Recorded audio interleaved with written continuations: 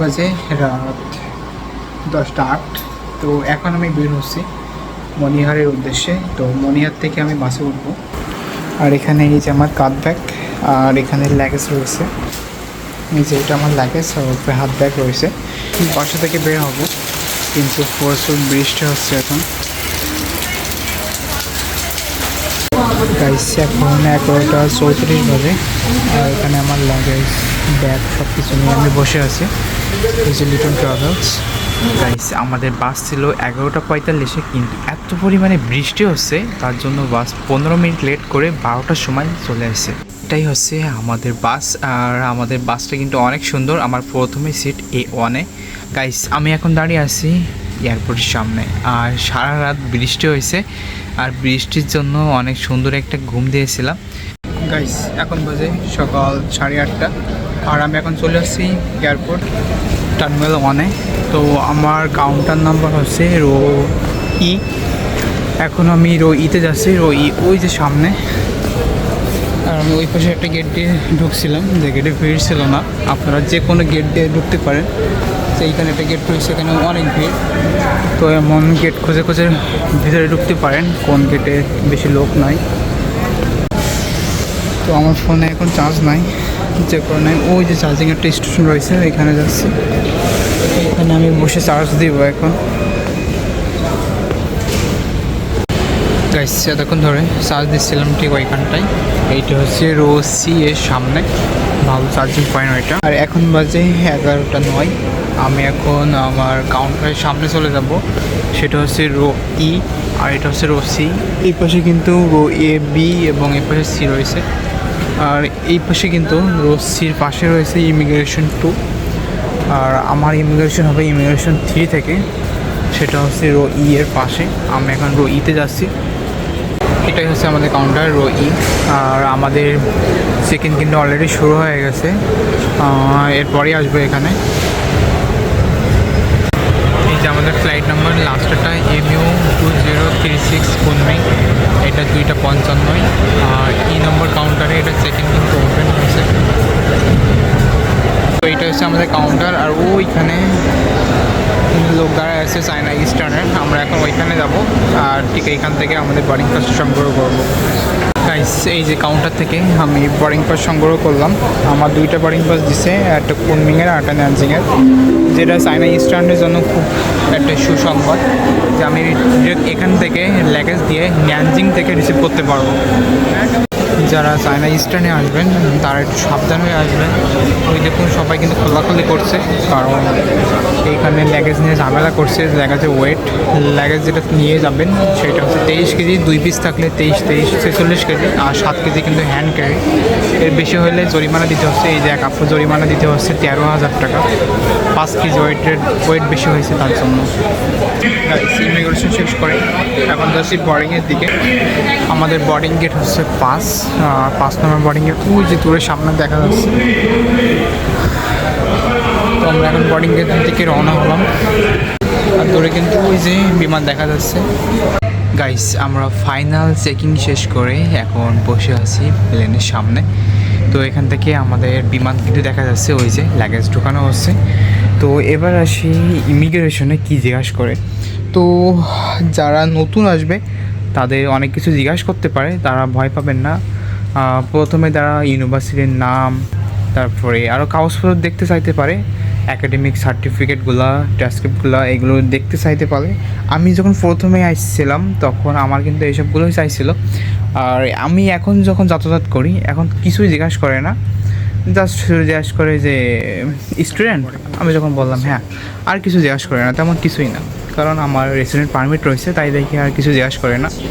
তবে বাংলাদেশ ইমিগ্রেশন এখনও অনেক ভালো হয়েছে আগের থেকে, এখন তেমন কোনো সমস্যা নাই।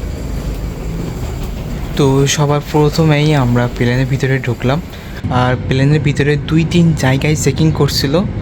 আর এটা সম্ভবত বাংলাদেশের এখন যে পরিস্থিতি তার জন্য এমনটা করছে। তো আমাদের প্লেন ছাড়ার প্রায় সময় হয়ে যাচ্ছে, আমরা রানওয়ের দিকে আস্তে আস্তে চলে যাচ্ছি। গাইস আমার প্লেনের সিটটা পড়ছিল একেবারে উইন্ডোর পাশে। তো আপনারা যারা নতুন আসবেন তারা অবশ্যই উইন্ডোর পাশে বসতে যাবেন।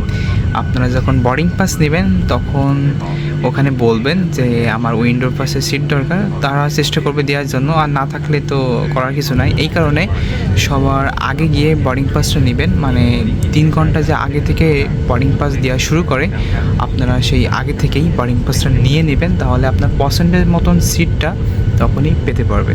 তো টার্মিনাল 1-এর 5 নম্বর গেটের সামনে থেকে আমাদের প্লেনটি আস্তে আস্তে করে রানওয়েতে চলে আসছে, আর কিছুক্ষণের ভিতরে টেক আপ করবে। আর আমাদের বিমানটি কিন্তু সঠিক সময়ই টেক আপ করছে, যে 2:55 কথা বলছিল, সেই 2:55 আমাদের বিমানটি টেক আপ করলো।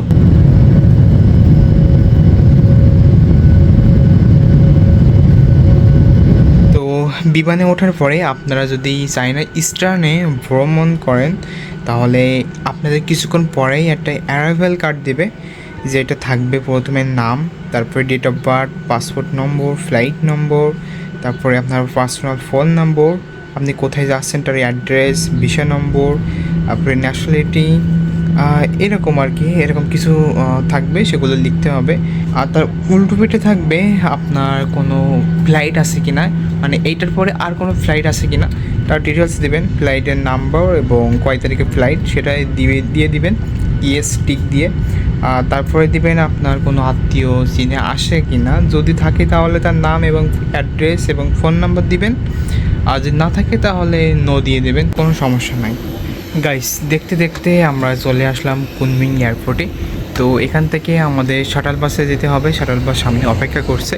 তো আমরা আস্তে আস্তে প্লেন থেকে নেমে শাটল বাসে করে চলে যাব এয়ারপোর্টের ভিতরে, সেখানে গিয়ে আবার ইমিগ্রেশন ফেস করতে হবে, আর যেখানে ওই কার্ডটা কিন্তু দেখাতে হবে।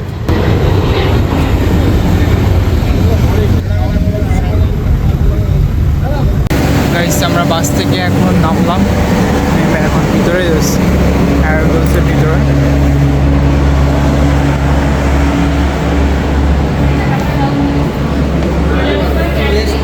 গাইস, আমরা এইমাত্র ইমিগ্রেশন ক্রস করে চলে আসলাম এক্সিটে। এখন আমরা ডোমেস্টিকে যাব, আমাদের ডোমেস্টিক ফ্লাইট আছে ন্যানজিংয়ের উদ্দেশ্যে। আমাদের 4th ফ্লোরে যেতে হবে এই লিফটে করে।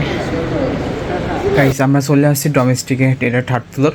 তো এখন চায়নার ইমিগ্রেশনের কথা বলবো। চায়না ইমিগ্রেশন কিন্তু খুবই সিম্পল, তারা আপনাকে তেমন কোনো প্রশ্ন জিজ্ঞাসা করবে না, যা জিজ্ঞাসা করার কম্পিউটারের মাধ্যমে বাংলাদেশি হইলে বাংলায় জিজ্ঞাসা করবে, তো কোনো সমস্যা নাই। চায়না ইমিগ্রেশন খুবই ইজি।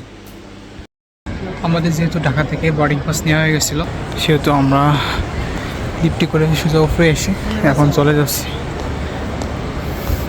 গাইস, আমরা ওখান থেকে সিকিউরিটি চেকিং শেষ করে এখন যাচ্ছি এবার বোর্ডিংয়ের দিকে, আমাদের 26 নম্বর গেট। আর এই যে মনিটরে কিন্তু দেওয়া আছে সব ইনফরমেশন। আমরা এখন 26 নম্বর গেট ধরে চলে যাচ্ছি। গাইস, এইটাই হচ্ছে 26 নম্বর গেট। আর আমরা গেটের সামনে বসে থাকতেই কিছুক্ষণ পরেই আমাদের বোর্ডিংয়ের জন্য কল করলো।